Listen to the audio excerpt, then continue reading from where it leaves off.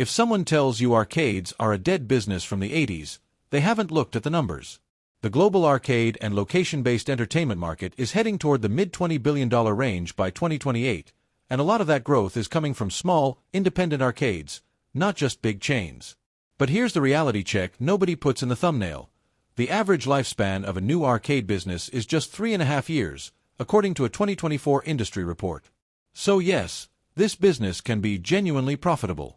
It can also fail fast if you go in blind. In the next 10 minutes, I'm going to break down exactly what it costs to start one, what it realistically earns, and whether it's worth your money in 2026. Serif. This video is for people who want a business built on physical foot traffic, not another online store.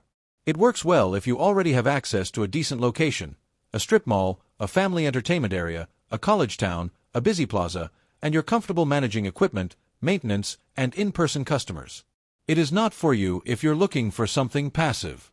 Arcades need someone watching the floor, fixing machines, and refreshing the game lineup. If you want to set it up once and forget about it, this isn't that. So what actually is an arcade business? At its core, it's a space filled with coin-operated or card-operated games, video games, redemption games, claw machines, racing simulators, where customers pay per play or buy credits on a card.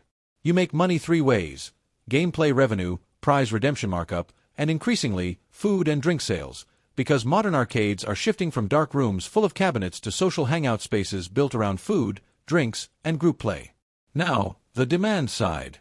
The global arcade gaming market is projected to reach roughly $23.5 billion by 2028, and that growth is being driven by something specific: nostalgia. Millennials and Gen Z are the ones filling these spaces now, not just kids. Retro cabinets, claw machines, and social gaming lounges are seeing a real comeback in the US, especially in cities with strong nightlife and college populations. That's the demand story. The catch is competition. Arcades are easy to copy, so differentiation matters, and I'll get into that later. Blee game. Let's talk money. Here's a realistic minimum startup cost breakdown for a small, independent arcade, not a massive entertainment center, a lean operation you could realistically run in 800 to 1,200 square feet. Category estimated cost: equipment, 12 to 15 refurbished machines, $30,000, $45,000 licenses/legal, LLC, amusement permit, business license, $1, $500, $3,000 space/rent, deposit plus first month, $5,000, $7,000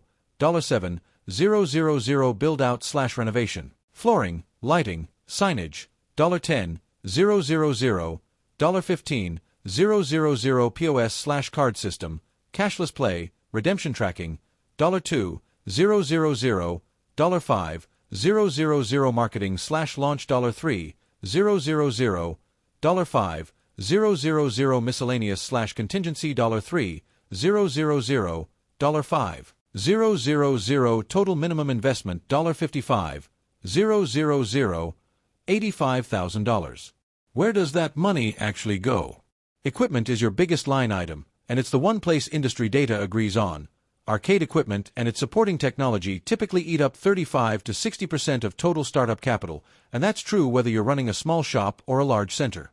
Buying refurbished machines instead of new ones is the single biggest lever you have here. A new high-demand arcade machine can run $6,000 to $25,000, while a refurbished unit can be found for $1,500 to $5,000. That difference alone can cut your startup cost nearly in half. Your build-out money goes to flooring that survives foot traffic, proper lighting, and electrical work to safely power a room full of machines. Your POS system isn't optional anymore. Cashless, card-based play is standard now, and it also gives you the data to see which games are actually earning their floor space. MARWEY Startup Financial Projection. Monthly operating costs for a lean setup typically land between $6,000 and $9,500. That covers rent, utilities, part-time staff, machine maintenance, insurance, and ongoing marketing. Maintenance alone deserves attention, because a broken machine earning $0 while still taking up floor space is the fastest way to quietly bleed money. Now, income potential, and I'll give you 3 honest scenarios instead of one exciting one. Conservative, $8,000 to $10,000 a month in revenue, which barely covers your operating costs in year 1. Realistic, $12,000 to $18,000 a month, with a profit margin around 15 to 25% once you're past the first few months and your game mix is dialed in. Optimistic, 25,000 or more a month, but that almost always includes food, drinks, birthday parties, or corporate events layered on top of pure gameplay revenue. Pure arcade play alone rarely gets you there. Break-even math. On a $70,000 investment with a realistic monthly profit of $2,000 to $4,000, you're looking at 18 to 24 months to recover your initial capital. That lines up with why so many arcades don't make it past that 3.5-year mark. The first 2 years are thin, and a lot of owners underestimate how long the runway needs to be. The biggest mistakes people make: overspending on brand new machines when refurbished units earn the same money for half the price.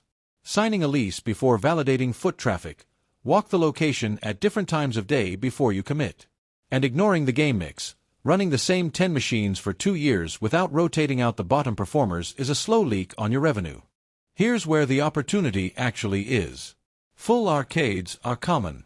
What's underserved is the hybrid model: arcade plus cafe, arcade plus bar for adults, or a route operator model where you place 2 or 3 machines in someone else's high-traffic business and split the revenue with zero rent of your own. That last one is genuinely the lowest risk entry point into this industry if your budget is under $20,000. Differentiation isn't about having more machines than the arcade down the street. It's about creating an experience someone can't get on their phone at home. If you're starting lean, here's the actual sequence. 1. Validate your location with real foot traffic counts before signing anything. 2. Decide your model: full arcade, hybrid with food and drink, or route operator. 3. Source refurbished equipment from a reputable dealer, not random online listings.